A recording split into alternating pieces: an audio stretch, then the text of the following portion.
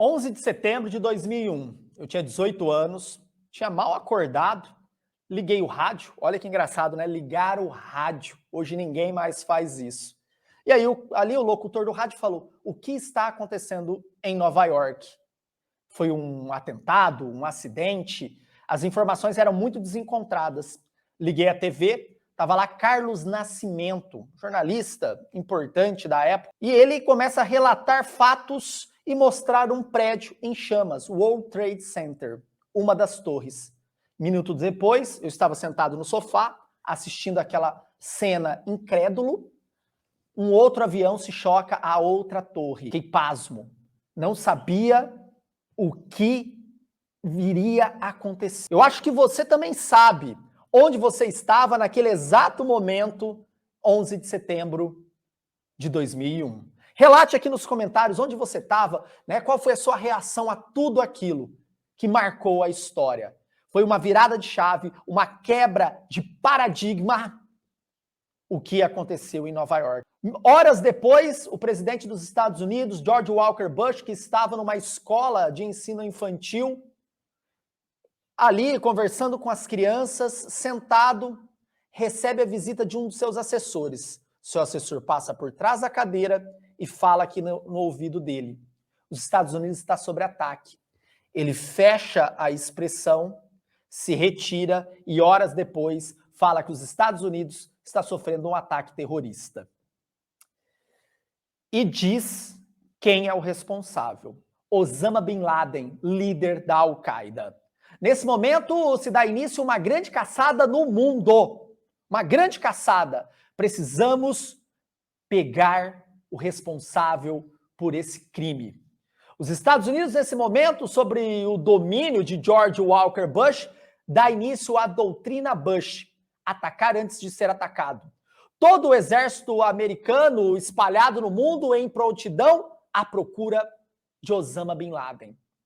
Horas depois, George Walker Bush já diz, ele está no Afeganistão. E lá no Afeganistão, um grupo chamado Talibã está o resguardando. Dias depois, se dá início à guerra no Afeganistão. Os Estados Unidos invadem à procura de Osama Bin Laden e terminar com o Talibã. Isso mesmo, o Talibã que voltou ao poder agora no governo Joe Biden. Uma das coisas mais absurdas que os Estados Unidos fez na geopolítica global. Ficou anos e anos e anos, se retira e o inimigo que foi retirado volta ao poder e volta mais forte. Absurdos. Os Estados Unidos caçam Osama Bin Laden por anos. E somente no governo de Barack Obama, Bin Laden é encontrado no Paquistão, numa mansão.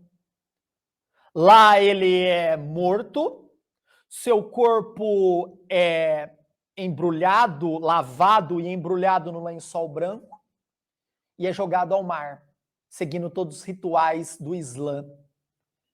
Mas calma, a Al-Qaeda ela não terminou. A Al-Qaeda se enfraqueceu nesse momento, já que o seu líder, o fundador, o pilar do grupo terrorista, estava morto. Mas a Al-Qaeda, como eu falei para vocês, ela não é somente no Afeganistão, ela tem várias células, tem células até hoje, no Iêmen, na Somália, no Mali, na Síria, no Iraque. E lá no Iraque, uma das células da Al-Qaeda se divide e forma o Estado Islâmico. E aí você tem toda a história do Estado Islâmico. E a Al-Qaeda persiste. É claro, a Al-Qaeda muito mais enfraquecida. Mas depois da morte de Osama Bin Laden, você tinha o seu sucessor, Ayman Zawahiri, um médico egípcio que conheceu Osama Bin Laden num hospital. É o verdadeiro mentor intelectual da Al-Qaeda. Ele que fez aquela leitura totalmente errada do Corão e difundiu nas pessoas que acreditavam. Foi ele que articulava os atentados, como o atentado na Embaixada dos Estados Unidos no Quênia, por exemplo, e até o 11 de setembro. Os Estados Unidos procuravam ele há anos e um ataque a drone mata o Ayman al-Zawahiri. Ele se encontrava numa casa muito próxima à Embaixada dos Estados Unidos, em Cabul, no Afeganistão. Então quer dizer o quê? Que os próprios talibãs sabiam da presença dele lá e estavam também seguros que nada ia acontecer com Ayman al-Zawahiri. Por quê? Porque os Estados Unidos tinham se retirado, mas não.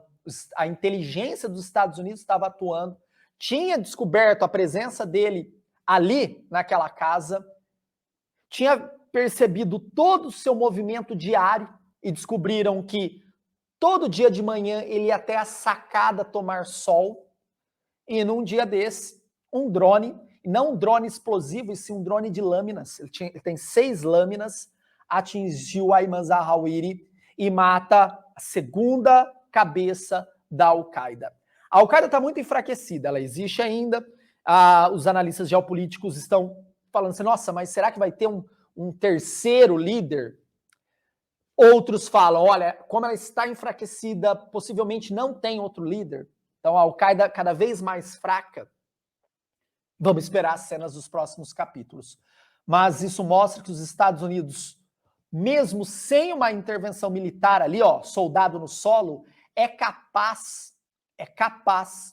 de atuar e aniquilar seus inimigos no mundo, principalmente com o uso das megatecnologias, principalmente os drones.